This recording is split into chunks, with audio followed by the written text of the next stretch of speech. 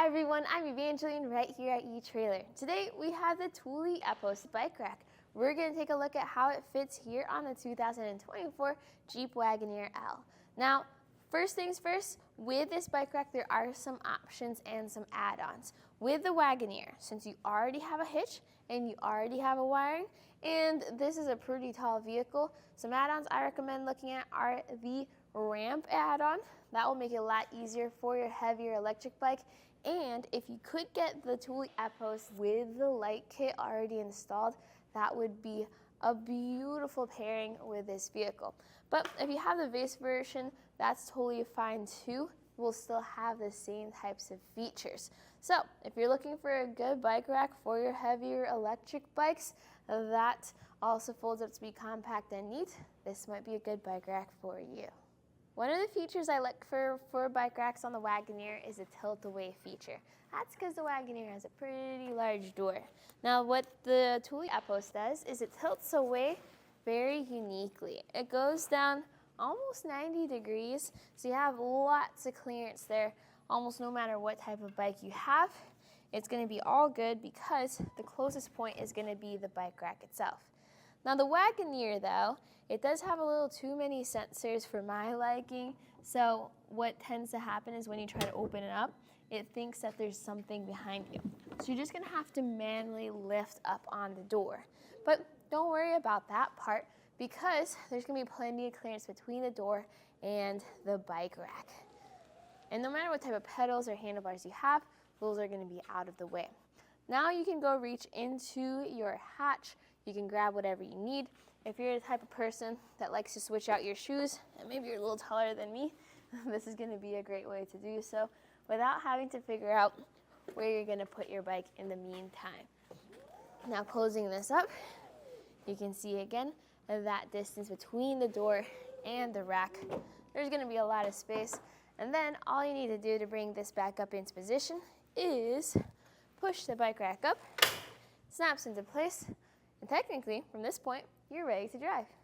As for how it secures the bike, well, you do have a frame mount as well as two wheel straps. So the frame mount you could put anywhere on the frame or on your rear wheel, unless you have fenders like what we have today. And then we have our wheel straps that ratchet down to secure the tires. To secure those tires, I really like how all you need to do is lift up on this lever and it really tightens down on your wheel.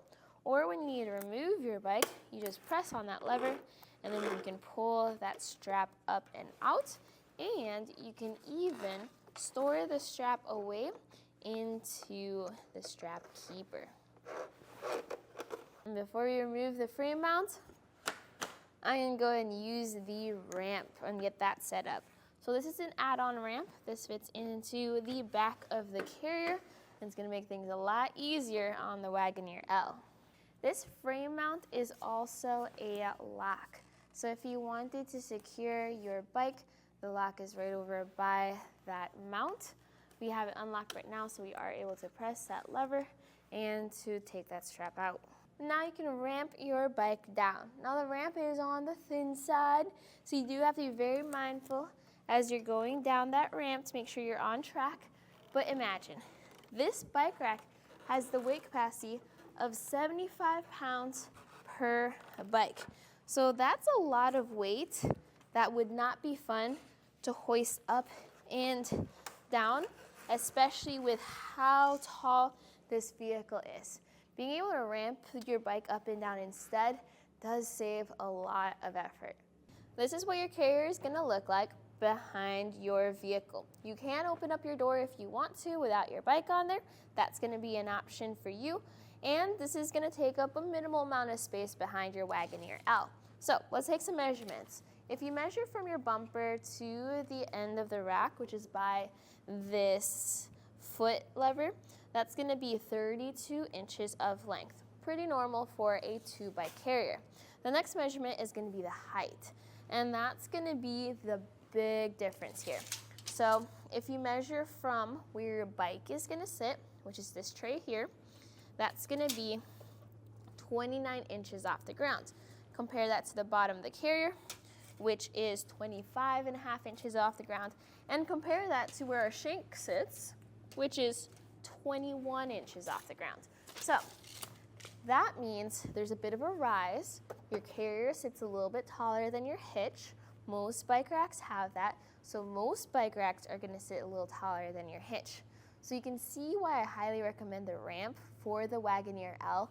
No matter which bike rack you have, always check to see if there's a ramp available as an add-on or included, because that will make things a lot easier with loading up, especially your extra heavy electric bikes. Now your Wagoneer comes with a hitch and some wiring. So that's gonna be helpful with this bike rack because then the rack will fit into your hitch receiver.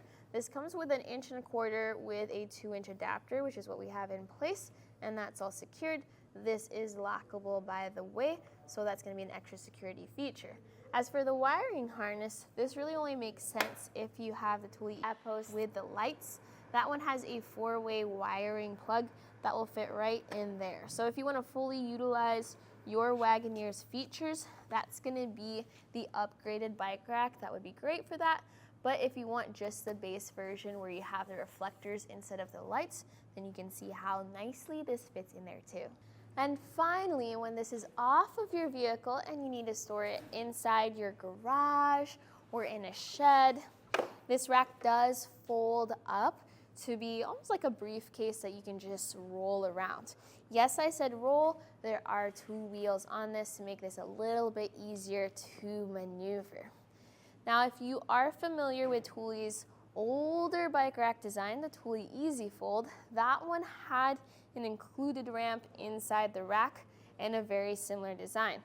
Now, it didn't quite have the same type of weight capacity and modern technology that the Thule Epos has. So while I wish that the ramp was included with this rack and was able to be stored on this rack like the old design was, I do understand why they didn't include it.